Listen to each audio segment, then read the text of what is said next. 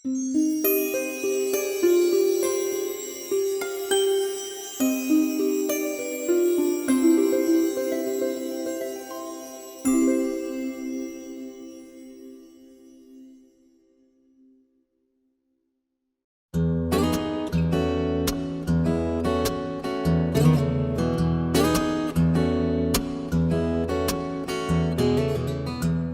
ساله که نقاشی میکنم و طراحی میکنم و 58 ساله که کارم چاپ میشه.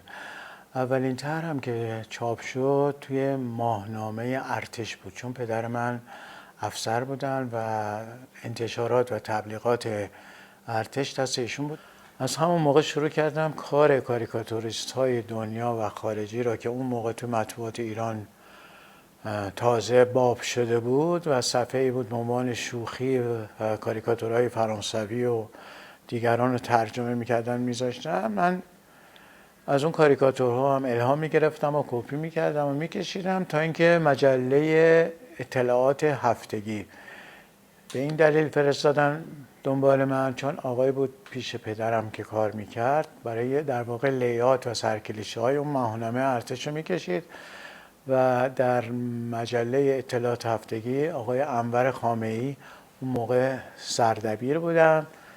منو خلاصه دعوت کردن به اون مجله. آقای امان منطقی بودن که اونجا کار میکردن، که اونجا یه ستون طنزی داشتن و کاریکاتورایی میکشیدن، مثلا رستم در قرن 22. و از اطلاعات هفتگی در واقع کار اصلی من شروع شد. فکر میکنم 1334 33 بود که شروع شد و بلافاصله از مجله سپیتسیا که برای اولین بار مجله بود که اونیفرم داشت، رو جلدش آقای معاونی میکشیدن تمام با نقطه نقطه شخصیت های بزرگ ایرانی و خارجی، نویسنده ها اینا رو میکشیدن با نقطه نقطه و سیاه و سفید بود و همین دلیل هم روزنامه اسم سیاه و سفید بود.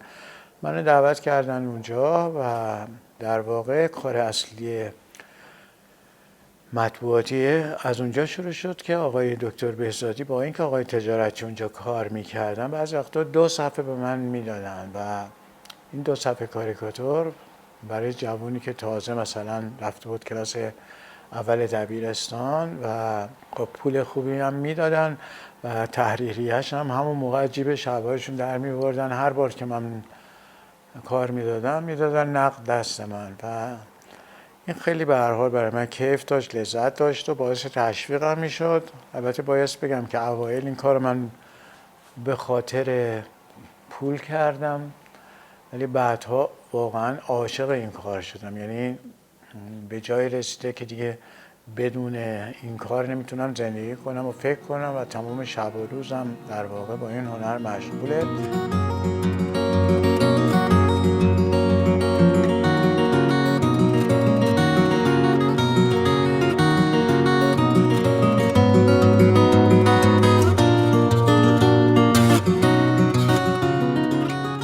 دکتر بهزادی یک سری از کاریکاتورهای خارجی رو به من میدادن و میگفتن شما اینا رو ایرونیزه بکن و من همون کاریکاتورهای خارجی رو برمی داشتم، لباسهای ایرانی رو تنشون میکردم با سوژه های اون روز که مثلا یه پرسوناژی بود اون موقع خلق شده بود به نام ژیگولو. آدمایی بودن که در واقع موی کرنلی داشتن و لباسای زیرشون، جوراباشون پاره بود، لباسای زیرشون پاره بود. اون چه از ظاهرشون بود خیلی شیک و پیک بود، یا مثلا پول نداشتن و چنان وانمود میکردن که پول دارن.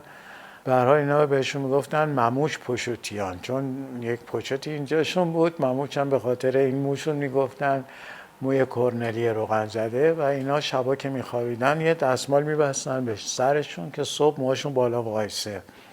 به هر حال یکی از سوژه های من همین آقای مموش پشوتیان بود که انواع اقسام کارهای مختلف میکردم. من یه جوانی بودم که خب خیلی کارهای عجیب غریب میکردم، نسبت به سن و سالم همه تعجب میکردن. حتی بعدن که بزرگتر شدم رفتم یه مقدار تو کارهای سیاسی و بعد کارهای سیاسی میکشیدم. در ضمن باید بهتون بگم که مجله و روزنامه‌ای نبود که من توش کار نکنم و همه جارم بهشون در واقع خوراک میرسوندم.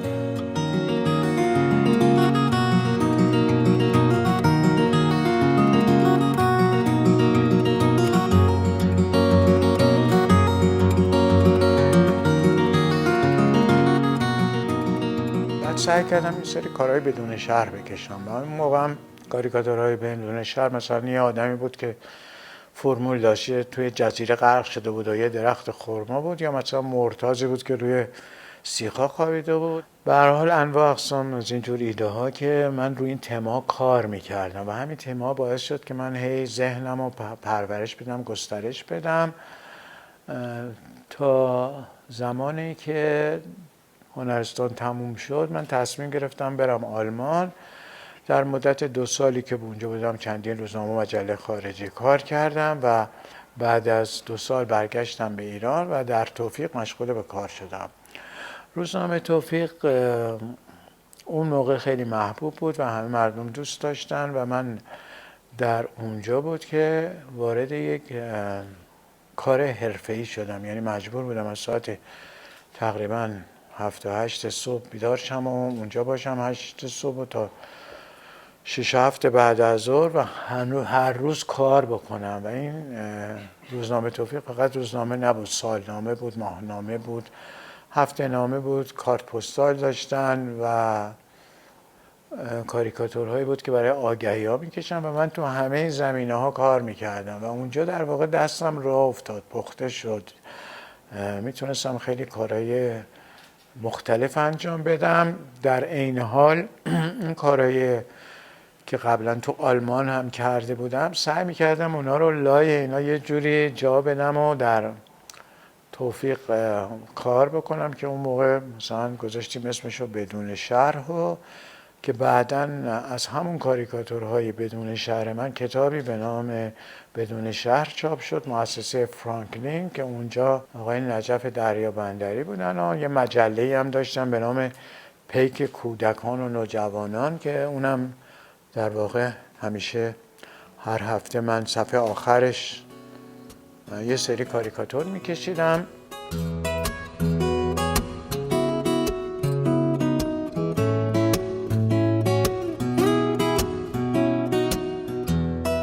من بعد از توفیق رفتم پیش آقای محسن دولو که کاریکاتوریست بود که تمام روزنامه نگاران اینجا پاتوقشون اونجا بود. بعد مجله کاریکاتور رو در آورد و اونجا بود که یه دفعه آقای محسن دولو برنده جایزه شده بودن، عکس خروشوف رو کشیده بودن در کانادا، برنده نمیدونم دوم شده بودن یا سوم، الان دقیقا یادم نیست. اولین بار بود که من آشنا می شدم که در دنیا یه بینالی هست، مسابقه کاریکاتوری هست.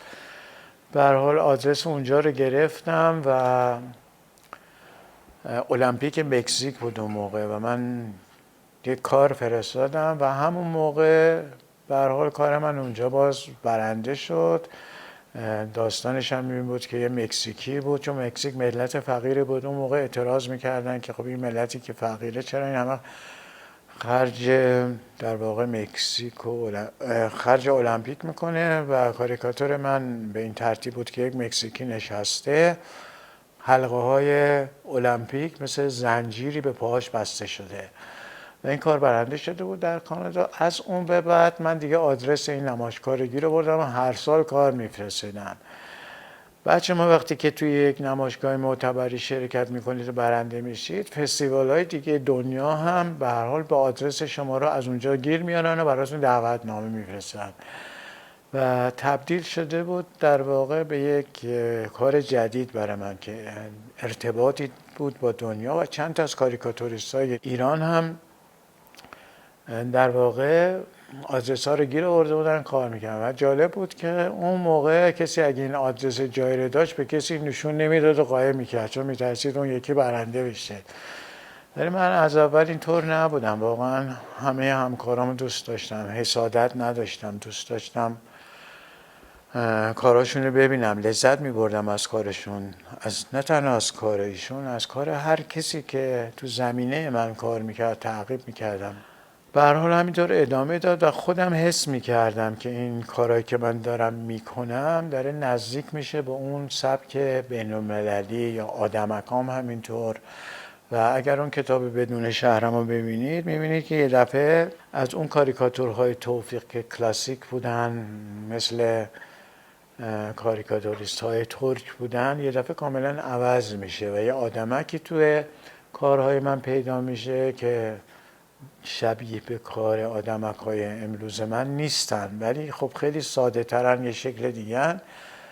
در واقع این آدمک من روز به روز تکامل پیدا کردن، روز به روز ساده تر شدن، روز به روز حرکاتشون پخته تر شد. 40 سال پیش بود که این آدمک در واقع شکل گرفت و یه آدمکی است که خیلی ساده است، یعنی موقعیت پلیتیک نداره، جغرافیایی نداره، لباسهای اون مملکت رو نداره. یه انسانه، یه انسانی که متعلق میتونه به همه جا باشه.